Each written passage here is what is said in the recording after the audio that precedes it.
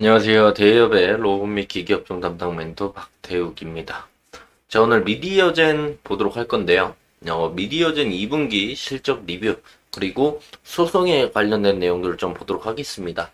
자, 2, 3주 전에 미디어젠이 이제 KMS 측에서 이제 소송을 걸어서 전 대표 배임 횡령에 관련된 내용들에 대해서 소송을 걸었어요. 그래서 정확히 말하면 배임 횡령에 대한 소송보다는 회계장부 열람에 관련된 내용들인데, 해당 내용들 좀 보도록 할 거고요.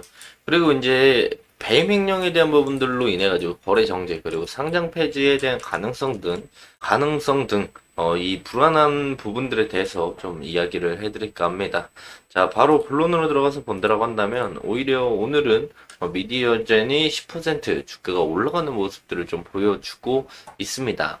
과거에 이제 미디어젠이 주가가 올라갔던 이유들을 좀 생각해 보면은 2023년 2월 달에 이때 주가가 올라갔던 건 이제 애플이 AI 챗봇 관련된 내용들이 나오면서 이제 과거 시리 개발사 뉘앙스와 MOU 계약 체결에 대한 이력들이 부각이 되면서 주가가 올라오는 모습들을 보여줬고요. 2023년 12월 이때 강한 상승을 보여줬을 때는 새로운 이제 컨볼루션 네트워크 구조가 증강된 트랜스포머 기반의 음성인식 시스템 개발 소식으로 인해 가지고 미디어젠의 주가가 올라왔다. 그리고 4월 달에는 자체 개발한 LLM 라지 랭귀지 모델이죠. 그 미라지 출시에 대한 내용들이 나오면서 주가가 반등하는 모습들을 보여줬고요. 그리고 나서 주가가 흐르는 모습들을 보여주는데 제일 최근에 흘렀던 건 사실상 지수에 대한 영향들도 없지 않아 있었다라고 볼 수 있겠고 근 한 달간은 경영권 분쟁에 관련된 내용들로 인해 가지고 주가가 흐르는 모습들을 보여줬다.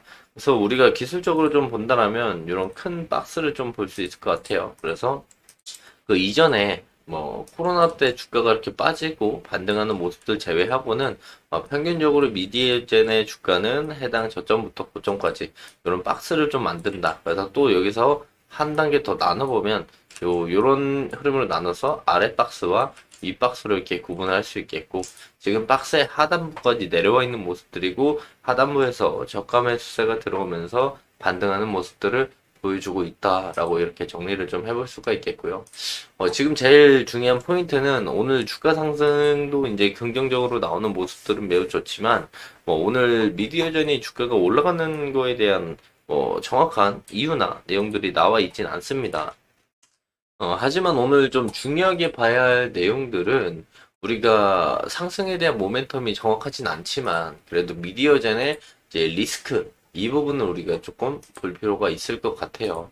그래서 관련된 내용들을 좀 가져와서 볼 건데, 우선 공시로 따져 본다라고 한다면 지금 미디어젯 보면은 회계장부 등 열람 그리고 동사의 가처분 신청에 대한 소송이 제기가 됐는데, 소송을 신청한 사람이 KMX입니다. KMX가 누구냐 이렇게 우리가 확인해 본다라고 한다면 2024년 3월 달로 좀 넘어가야 되는데요.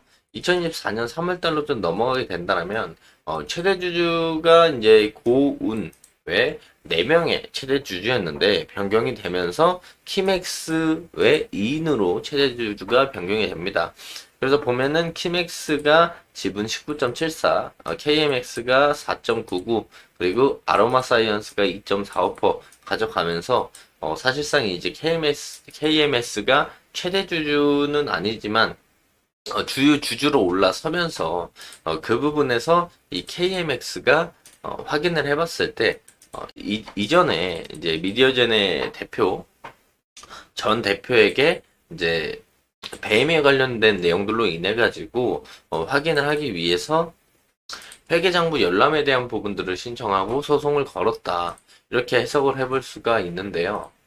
자, 해당 내용들이 좀 잘 정리된 기사가 있어서 관련된 내용들 가져와서 한번 보도록 하겠습니다. 자, 전 대표 배임 횡령으로 인해서 소송전으로 번진 미디어젠의 경영권 분쟁에 대한 내용들을 볼 수가 있는데, 이 최대 주주 변경 과정에서 회계 처리 등에 대한 의혹을 제기했다.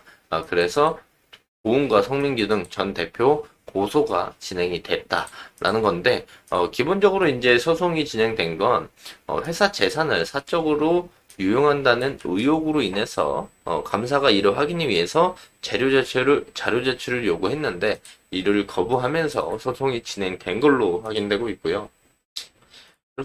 그래서 이제 우리가 방금 봤던 미디어젠 상대로 이제 회계장부 열람 등사 가처분 신청이 진행이 됐다. 그래서 기본적으로 이제 볼 수 있는 건 키맥스 측의 요구에 보면 관계법인인 메타사운드의 경우에 미디어젠이 경영 참여 목적으로 지분 1억 원을 취득했는데 지분법 손실이 8,149만 원이다. 그래서 결국에는 경영권 참여로 1억 원 투자했는데 사실상 절반이 날라갔다라고 볼 수가 있겠고, 투자 당시에 이제 고훈 전 대표가 메타사운드 사내이사를 겸직하고 있었기 때문에 이 부분이 이제 메타사운드를 위해서 지금 미디어젠의 돈을 이제 사용을 했다. 이렇게 우리가 해석을 해볼 수가 있겠죠. 그리고 추가적으로 볼 수 있는 건 인공지능 관련 기술특례 상장회사 등기이사 1인당 평균 보수액을 비교해보면 루닉은 2억 원, 클리노믹스는 1억 8천, 솔트룩스는 1억 6천 5백 정도의 수준의 보수를 받는데 미디어젠 등기이사 1인당 평균 보수액이 3억 5천이 3억 4천 6백만 원이다. 그래서 평균적으로 인공지능 관련 기술특례 상장회사의 등기이사 평균 보수보다 훨씬 더 높은 보수를 받고 있기 때문에 이 부분에 대해서 이제 걸고 넘어지게 되는 거죠. 그래서 이제 미디어젠에 내부 감사 용역을 의뢰했고 그 부분에 대해서 감사 자료 제출 거부로 인해 가지고 소송이 진행됐다라고 볼 수가 있겠고, 자 보면은 배임 횡령으로 고소를 한 건 고은 대표가 대표이사를 제적할 때 직원 이모 씨에게 세 차례에 걸쳐서 담보를 충분히 받지 않고 회사 자금 3,800만 원을 대여하고 이를 반환하지 않았다는 의혹들, 미디어젠 내부 규정은 1억 5천만 원 한도이지만 그보다 더 큰 금액을 대여해줬다. 그리고 충분한 담보도 받지 않았다.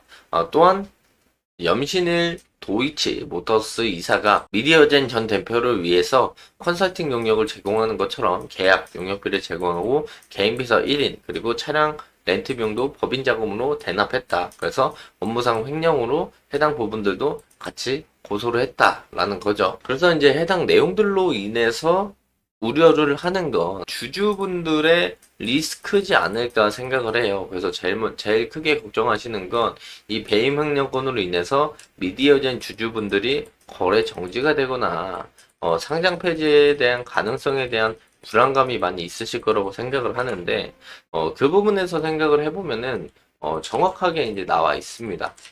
해당 내용들을 좀 가져와서 보면은 코스닥 시장 규정 제38조 제2항 제5호에 따르면 한국거래소는 임직원의 횡령, 배임 혐의가 공시 등을 통해서 확인되는 경우 기업의 계속성, 경영의 투명성, 코스닥 시장의 건정성 등을 종합적으로 고려해서 상장 폐지가 필요하다고 판단이 되면 코스닥 시장 기업심사위원회의 상장 적격성 실질 심사를 거쳐서 해당 기업의 상장 폐지 여부를 결정하게 되는데, 조금 더 세부적으로 우리가 들어가게 된다면 배임 횡령을 했다고 모두 다 상장 적격성 실질 심사 대상이 되는 건 아닙니다. 그래서 배임 횡령 금액으로 따져 보면은 직원은 자기 자본의 10분의 5, 자산 총액이 1,000억 원 이상인 대기업은 자기 자본의 10분의 3으로 볼 수가 있는데 실질적으로 지금 미디어젠의 시총만 따져보더라도 500억이 안 되는 회사죠.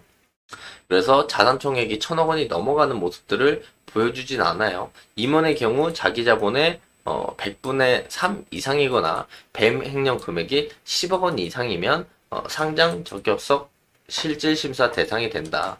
그래서 기본적으로 이제 배임 횡령 금액이 10억 원이 넘지 않을 것으로 추정을 하고는 있어요. 왜냐면 아까 기사에서 보셨던 것처럼 해당 내용들을 쭉 가져와서 보면은 기본적으로 이제 담보를 제대로 받지 않고 회사 자금을 대여해 준 건 맥스로 따져도 3억 8천만 원이고요. 여기서 개인 용역비, 렌트, 법인 자금으로 렌트 비용 이런 거 해봤자 맥스 찍어봤자 한 4억 플러스 알파 정도, 맥스 한 러프하게 한 5억 정도로 잡아볼 수가 있는데 5억 정도로 잡게 된다라고 한다면 배맹령 금액이 10억 원이 넘어가진 않죠. 그래서 이런 부분들도 이런 부분들로 인해서 거래 정지, 상장 폐지에 대한 실질 심사 적격성, 실질 심사 대상이 되지는 않는다. 근데 우리가 걸리는 건 이번의 경우에 자기 자본의 10분의 3인데요. 자기 자본을 따져본다라고 한다면 사실 자산에서 부채를 빼면은 남은 게 이제 자기 자본이 되는 거거든요. 자본 총계. 이 자본 총계 금액이 이제 연간으로 따져봤을 때 2023년 기준에 107억 원이 나와요. 107억 원을 이제 100으로 나누고 거기서 3을 곱하면 3억 2,100만 원 정도 나옵니다.